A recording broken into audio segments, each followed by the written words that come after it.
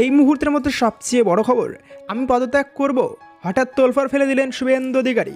নাগরিকত্ব সংশোধনী আইন লাগু নিয়ে শাসক বিরোধী বা বলা ভালো তৃণমূল বিজেপি শিবিরের মধ্যে জোর তরজা চলছে।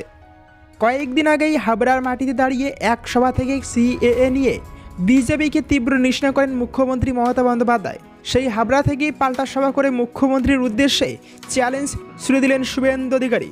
নাগরিকত্ব ইস্যুতে এবার পদত্যাগ করার বড় চ্যালেঞ্জের কথা শোনা গেল শুভেন্দু অধিকারীর মুখে।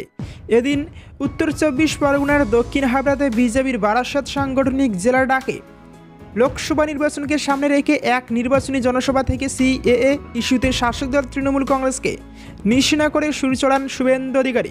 নাগরিকত্ব ইস্যুতে ভুল প্রচার করা হচ্ছে তৃণমূল কংগ্রেস এবং মমতা বন্দ্যোপাধ্যায়ের পক্ষ থেকে বলে দাবি করে শুভেন্দু অধিকারী হাবড়ার সভামঞ্চ থেকে মঙ্গলবার সরাসরি মুখ্যমন্ত্রী মমতা বন্দ্যোপাধ্যায়ের উদ্দেশ্যে চ্যালেঞ্জ ছুড়ে দিয়ে বলেন, যদি একজনের নাগরিকত্ব বাতিল হয় তাহলে আমি নন্দীগ্রামের বিধায়ক পদ থেকে পদত্যাগ করব।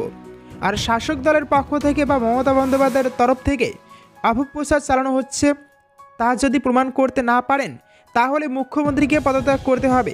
সভা থেকে প্রকাশ্যে নাগরিকত্ব এর নির্দিষ্ট ফর্ম দেখিয়ে নাগরিকত্বের আবেদনের পরিপ্রেক্ষিতে সভা থেকে প্রকাশ্যে সিএএ এর নির্দিষ্ট ফর্ম দেখিয়ে নাগরিকত্বের আবেদনের পরিপ্রেক্ষিতে সিএএ এর নির্দিষ্ট আবেদনপত্র মারফত মতুয়া সম্প্রদায়ভুক্তদের আবেদন নিশ্চিন্তে করার কথাও এদিন শুভেন্দু অধিকারী বলেন। শান্তনু ঠাকুর, সুব্রত ঠাকুরদের কথা উল্লেখ করে শুভেন্দু বলেন, ওরাও সিএএতে নিজেদের নাম নথিভুক্ত করার প্রক্রিয়া শুরু করেছেন। এই আইন নাগরিকত্ব দেওয়ার আইন, কারো নাগরিকত্ব বাতিলের আইন নয়। কিন্তু মুখ্যমন্ত্রী মানুষকে ভুল বুঝিয়ে বিভ্রান্ত করছেন। বলা বাহুল্য, লোকসভা নির্বাচনের আগেই চালু হয়েছে সিএএ। কেন্দ্রীয় সরকার বিজ্ঞপ্তি জারি করতেই মতুয়াদের একাংশের মধ্যে উচ্ছ্বাস দেখা গেছে, রাজনৈতিক তোড়জোড় শুরু হয়েছে। সিএএ নাগরিকত্ব সংশোধনী আইন, এই আইন তৈরি হয় 2019 সালের ডিসেম্বরে। মোদী সরকার দ্বিতীয়বার ক্ষমতায় আসার পরে আইন তৈরি হলেও তা এত বছর চালু হয়নি। অবশেষে তা কার্যকর হয় 24-এর লোকসভা নির্বাচনের ঠিক আগে।